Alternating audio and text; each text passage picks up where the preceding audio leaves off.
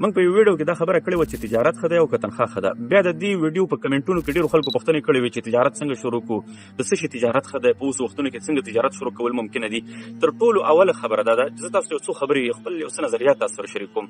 کوم خلک چې تاسو ته وایي چې ما ته $1000 $2000 $15000 راکړه او زه تا ته کاروبار چل ښیم چې ته به څنګه میلیونر شو، ته به څنګه کروڑپتی شو، ته به څنګه فلانکې د داسې خلکو نه ځان ساتئ. ځکه کوم خلک چې کاروبار شروع کولی شي، کاروباري سوچ لري، فکر لري، هغه یو څیز که په زرګونو ډالر باندې هغه کولی شي چې په اوس وختونو کې مفته پیدا کړي. په انټرنیټ باندې ډېر کورسونه خرڅېږي، ډېر دغه خرڅېږي. هېڅ چا سره هم په دغه مورد باندې خپلې پیسې مه ضایع کوئ. که یو څوک تاسو ته یو څه سکیل ښیي، یو څه دغه ښیي، یو معقول فیس تاسې نه اخلي چې هغه په ټول عامو ځایونو کې رایج وي او هغه د هغه حق په زحمت جوړېږي، نو بلکل تاسې ورکولی شئ. خو نور دې نه علاوه دغه څیزونو باندې تاسې غټې پیسې کول چې والله فلانکې کورس شروع کوم، ډنګری کورس شروع کوم، د دې $15000 فیس دی، $2000 دی، دې شیانو نه ځان وساتئ. ځکه دا ټول تاسې پیدا کولی شئ په یو اسانه سرچ باندې، په ګوګل کې، په انټرنیټ کې، په ټلګرام کې، په یو ځای کې بل ځای کې دا ټول کورسونه لږ غوندې خواري باندې تاسو پیدا کولی شئ. راځو اهمې خبرې ته. اول نمبر باندې د یو کاروبار شروع کولو دپاره 3 خبرې لازمي دي. اول نمبر باندې چې تاسې سره پیسه موجوده وي، ښه غټه پیسه تاسې سره موجوده وي او تاسې په یو غټ کاروبار شروع کولی شئ او تاسې دغه کاروبار ماهرین د خپل ځان سره د شاګردانو په حیث باندې نیولی شئ چې هغوی ته تاسې غټې تنخواګانې هم ورکوئ، خام مال هم ورته پیدا کوئ، مواد پیدا کوئ، تاسې په هغې باندې بزنس وکړئ، چې تاسې مارکیټ کې پیسه بندېږي، هغه مارکیټ کې هم تاسې پیسه بنده کړلی شئ، نو د هغې لپاره تاسې ته یو غټې سرمایې ضرورت دی. که چېرته سرمایه نه وي، دویم نمبر باندې ضروري شی چې د خپل کاروبار دپاره هغه کسب دی. چې هر کاروبار ته شروع کوې باید ته په هغه کاروبار باندې پوهه شي. که چېرته ته په یو کار باندې حتی دا خاوره نه ده خاوره، د دې کاروبار کې لکونو خلک مصروفه دي او لکونو ماهرین د دې خاورې دي. که تاسې رومیان وګورئ، که تاسې پیاز وګورئ، که تاسې چې د وسپنه وګورئ، که تاسې رخت وګورئ، که تاسې چپلکې وګورئ، هر کاروبار زموږ او ستاسې په ژوند کې 99% د چاپېریال کې چې تاسې ګورئ، د چاپېریال کې چې تاسې ته څه په نظر باندې راځي، د دې څیزونو کار کېږي او د دې نه خلک پیسه ترلاسه کوي، د دې نه خلک خپله روزي ګټي. او همدغه کاروبارونه دي چې یو انسان وي په ځمکه باندې 83% اوبه دي، که 78% اوبه دي او په دې کې هم 20% یا 23% وچه ده، په دې کې هم یو سړی راشي او دغه اوبه چې دی دا لږې پاکې کړي، فلټر کړي، په بوتل کې بندې کړي او تا ته یې راوړي، په تا باندې خرڅوي. وجه څه شی ده؟ وجه دا ده چې د سړي کاروبار کړی دی، د سړی کار کوي، د سړي یو آیډیا جوړه کړې ده. نو ته چې کله خپل چاپېریال کې 99% څیزونه وګورې، د دې هر یو څیز خپل میدان دی، د دې خپل مارکیټونه دي، د دې خپل زرګونو ماهرین دي. نو همدغه زرګونو ماهرین ستا به یو څیز په باره کې فکر وي چې دغه څیز کاروبار به هم څوک کوي او که نه، خو چې کله ته هغې ته ور دننوځې وګورې، پکې تا نه مخکې به سلګونو خلک په قطار کې ولاړ او په دې کې به لسګونو کاله کاروبار کړی، لسګونو کاله به په دې کې خواري کړي. نو دا چاپېریال کې چې 99% څه شی دي، د دې ټولو کاروبار کېږي او د دې ټولو په باره کې خلکو پوهه ترلاسه کړي، یو کسب یې په کسب باندې ځان پوهه کړی، انفارمیشن او معلومات یې ترلاسه کړي او په دې کې خواري کړي، محنت یې پکې کړی. نو دویم نمبر باندې کسب ضرور دی. دریم نمبر باندې چې دی، که نه در سره غټه پیسې او نه در سره غټ کسب وي چې ډېر ماهر په یو کسب کې، نو دې دپاره بیا دریم نمبر باندې لاره دا ده چې لږې پیسې در سره یو لږ کسب در سره وي. که چېرته تا سره لږ غوندې یو کاروبار کې ته 50%، 20%، 30% پوهېږې او یو 20%، 10% در سره پیسې وي، نو ته کولی شې چې یو څه د خلکو د اعتماد نه فایده واخلې، خلک په تا باندې اعتماد وکړي، یو څه چې دی ته مخ وړاندې لاړ شي. نو په دغه صورت کې ته کولی شې چې کاروبار شروع کړې. که چېرته دا هم نه وي، نه پیسه شته، نه کسب شته، هېڅ شی هم نشته، بیا به څه کوې؟ نو بیا ضروري خبره دا ده چې تاسې به کسب یادول شروع کوئ. داسې مه کوئ چې د یو چا نه پیسې قرض راواخلئ، ماما نه، کاکا نه، تره زوی نه، فلانکي نه، ملګري نه، دوست نه، والله پیسې راکړه زه یو کاروبار شروع کوم. نه وروره، دا غلطي کله هم ونه کړئ. اول به ځان په کسب باندې پوهه کړئ. چې کله دې په کسب باندې ځان پوهه کړه، په دې کسب کې بیا 3 خبرې یاد ساتئ در سره.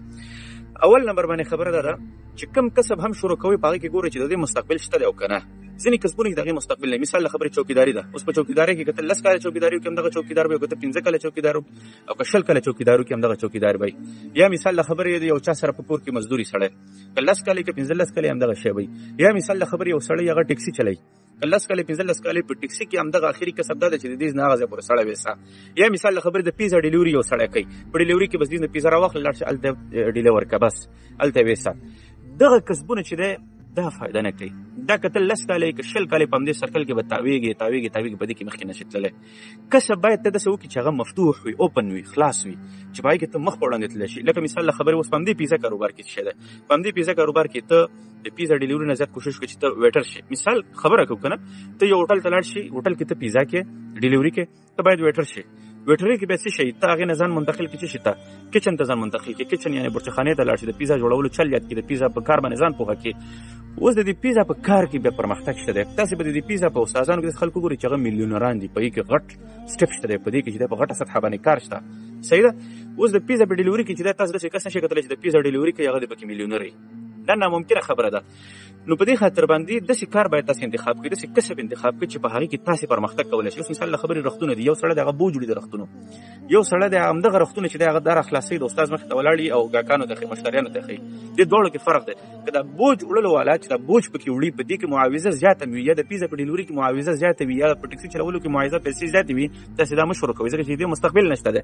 چې د څه شي مستقبل وي، په څه شي کې تاسو پرمختګ کولی شئ او په هغې کې په مستقبل کې معاوضه زیاتېدلی شي، فایده به کې زیاتېدلی شي، تاسې باید هغه کار شروع کړئ. اگر که هغه ستاسو په ابتدا کې لږه تنخواه وي، مثال د خبرې په ډیلیوري کې $2000 تنخواه ده، او په کچن کې کار کولو کې، په برچخانه کې کار کولو کې $10 تنخواه ده، تاسې باید دغه $10 نه شروع کړئ، ځکه په دې کې ته استاد شي. استاد چې شي باید ته $4000-$5000 هم تاسو ته خلک درکړي چې په غټه سطحه باندې ته استاد شي، ته ښه پیزاګانې جوړولی شي، ته داسې کاروبار ورسره جوړولی شي، هغه پیزا خپل کاروبار جوړولی شي. اول نمبر باندې داسې کسب انتخابوئ، کم کسب کې چې ته یې دغه کسب نه ځان وباسه، ختم یې کړه، انټنشن جوړ کړه چې زه به داسې کسب ته ځم، دا کم کار کې چې دی په هغه کار کې ته وګوره، خامخا به پکې یو سټیج وي بره. لکه مثال د خبرې په دنیا کې هر کاروبار 2 دانې سطحې لري، یو 0 سطحه لري، یو های پروفایل سطحه لري. مثال د خبرې یو ټماټر والا دی، هغه یو رومیان والا دی، هغه چې دی د 15,000 افغانۍ یو رړۍ باندې چې د هغه رومیان خرڅوي. خو په همدې رومیانو کې تاسو داسې خلک هم لیدلی شئ چې هغه دی په میلیونونو افغانیو کاروبار کوي هره میاشت، نورو هیوادونو ته رومیان لیږي، یا روب ترېنه جوړوي، یا نور زر قسمه کارونه پکې کوي. نو اول نمبر باندې داسې کار باید تاسې وکړئ، داسې کسب باید تاسې وکړئ چې هغې کې اوپن وي، مفتوح وي، پرمختګ پکې وي. دویم نمبر باندې باید تاسې د پرمختګ اراده ولرئ. تر څو پورې تاسې د پرمختګ اراده نه، ته کله هم نشي کولی چې پرمختګ وکړي. د پرمختګ اراده د انسان په ذهن کې، د انسان په بدن کې یو 2 خاصیتونه راولي. اول نمبر باندې چې ستا په بدن کې د پرمختګ اراده وي، ستا په ذهن کې، نو ستا د بدن په اتومات ډول باندې زیات خواري کښ شي. د مړسپنتوب، سستي، مړاویتوب دا به ورو ورو ختمېږي په خپله باندې، ځکه ستاسې دا سوچ، ستاسې دا فکر به تاسې مړاویتوب ته نه پرېږدي. او دویم نمبر باندې ستاسې دا ذهن به د پرمختګ کولو دپاره نوي آیډیاز، نوي فکري جوړول شروع کړي. دا ذهن دی. د دې ذهن مثال څه شوي؟ د دې ذهن مثال تاسې به د غرونو د پښتو طرف ته په کلیو کې تللي وي، دلته یو قسم تخره وي، تازي خره ورته غټ غټ خرې، په هغې باندې په دې پښتو باندې خلک خاوره په هغې باندې وړي. دا داسې خرې چې دلته اول کې په شا باندې یو 15 کیلو سامان هم کېدي، نو دا ورانی کوي، نه وړي.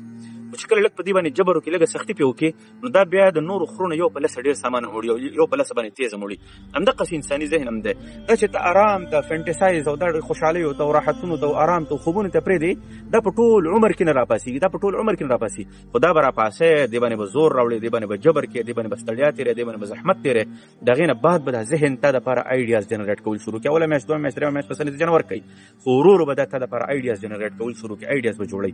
نو چې کله به تاسې کې د پرمختګ خواهش وي، د پرمختګ امید درکې وي، نو ستاسې بدن به په سرعت باندې کار کوي، محنت به زیات کولی شي، ډېر وخت لپاره به یې کولی شي، او د پرمختګ دپاره به ستاسې د ذهن آیډیا جنریټ کول شروع کړي. دا دویم نمبر خبره شوه. دریم نمبر باندې داسې کسبونه شروع کړئ چې هغه ډېر د لږو پیسو نه شروع کېږي، د نشت نه شروع کېږي. لکه مثال زما په نظر باندې اوس وختونو کې ښه کسبونو کې یا ښه دغه کې چې د یو د کمپیوټر کورسونه دي، مثال یې ډاب افټر افیکټ دی، په دې کې ویډیو کریټر څه شي، دا چې د دنیا هر ځای ته لاړ شي، ویډیو ایډیټینګ ته یاد کړي، ډاب افټر افیکټ هر ځای ته د دنیا لاړ شي ته په کار راځي، هر هېواد کې ته ستا قدري، او د دې په یادېدلو باندې ټول یو کال هم نه لګېږي، نیم کال هم پرې نه لګېږي. همدغه راز مثال د خبرې په خوراکونو کې داسې خوراکونه دي چې هغه د نورو هېوادونو خوراکونه خپل هېواد ته راوړي. یا مثال د خبرې یو بل هېواد نه چل، یو چا نه چل یاد کړي، د یوټیوب نه، د بل ځای نه، هغه آیډیا ته خپل هېواد ته راوړي، په هغې باندې ته کولی شي چې مخ په وړاندې لاړ شي. نو نن ورځ موږ دا خبره وکړله چې خپل کاروبار څنګه شروع کېږي او د هغې دپاره څه شی ضرور وي، د هغې دپاره کسب یادول ضرور وي. دا خبره وکړه. پر روان ویډیو کې به انشاءالله بیا نور تفصیل وایو.